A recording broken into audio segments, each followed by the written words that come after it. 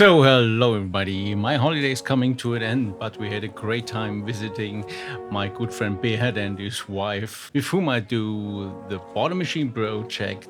And besides doing all the Switzerland things you expect us to do, like listening to Alphorns playing and climbing hills, visiting lakes with steamboats, we had to go to visit the Synthorama, which is a very, very huge synthesizer museum in Switzerland in the little village of Luterbach.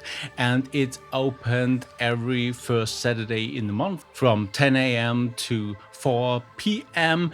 and it's absolutely worth a visit. The only thing you need to do is to bring your headphones and pay a small entrance fee. And it's located in a little old factory, which I think they made some clock parts back in the days, which you can notice a little bit in the entrance. That's a lot of steel construction here. And the entrance also contains some older things like some couple of theremins. But what I wanted to do this time, because I've been there 20 years ago already, and turns out not much changed since then. And last time I really got stuck in the upper part of the house with all the usual ARPs and Moogs and these kind of synthesizers, but I totally didn't have any time left to see the cellar. And cellar contains the more obscure synthesizers from Italy, Russia, Poland, and so on, which make really interesting sounds. And yeah, I didn't mention that so far. You can check out each and every synth in there. At least the most ones are working, and you just plug in your headphone and have fun. So let's go down to the cellar. We have here some Italian things which I never heard about. Welson was an Italian company, especially lots of string machines from these companies, but also some Moogs in the cellar.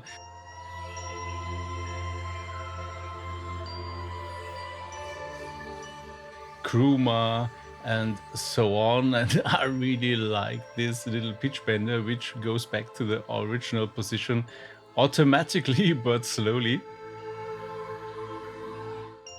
And this one, I have no idea what that is. It's also Italian synthesizer, and it made some really, really harsh sounds, but really nice. Yeah, syntax really nice. Synth to check out that one, really lush sounding pads and more synths I have never heard about or have seen in my life.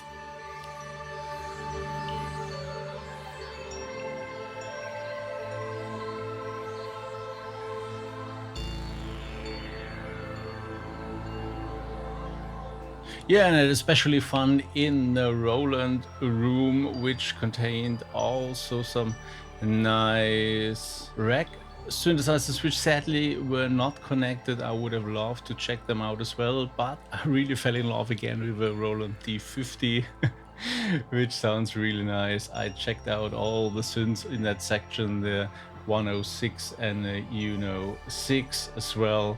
And very interesting to check out how different they sound and how similar they sound. And there are also the older ones, the 4 and the other Jupiters. Also the vocoder is there.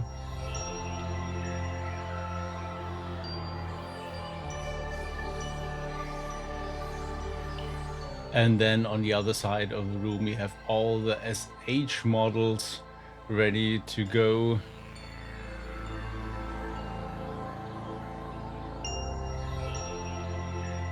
Where do you have such a chance to check them out all at once and compare them and yeah, have some fun with them?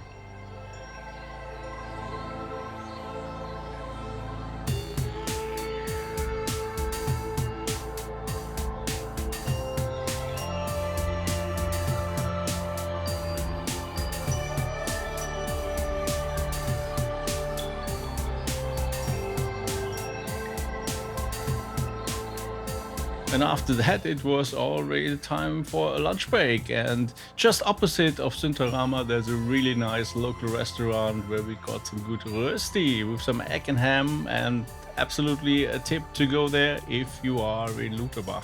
Then I went to all the drum machines, good old Roland drum machines, but also other brands are there and you can check them out.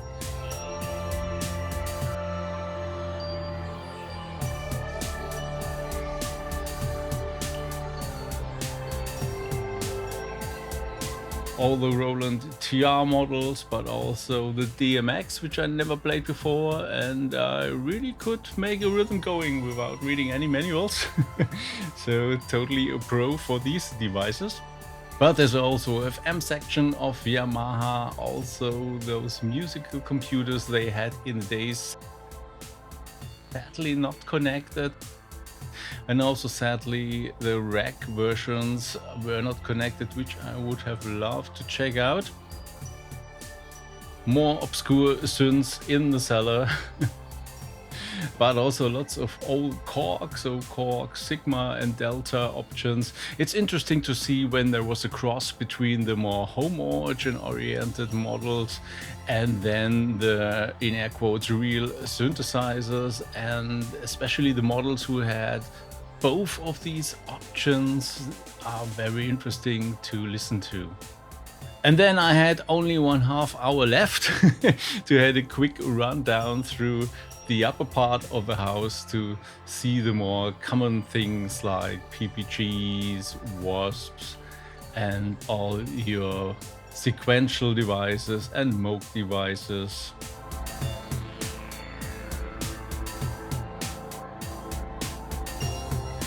And especially with Moog, there are lots of obscure stuff like studio effects, which you might have never seen before, phaser, equalizers and such things, and also amplifiers with the Moog logo on them. And then the more classic instruments like the Mini Moog and all the other things, but also here the guitar option.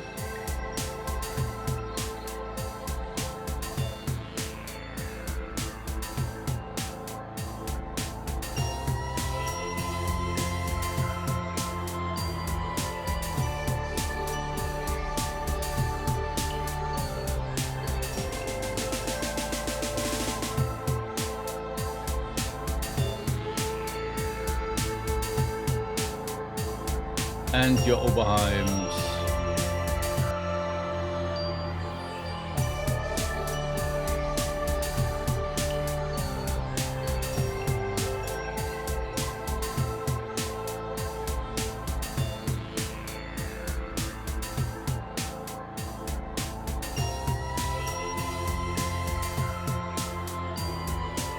If you have the option to go to Switzerland sometime, don't wait too long. You never know how long such things exist, and you definitely need to visit this little village Luterbach with a Synthorama and check out all these synths. It's really worth a trip. And until next time, make some funky music, but add definitely more cowbell.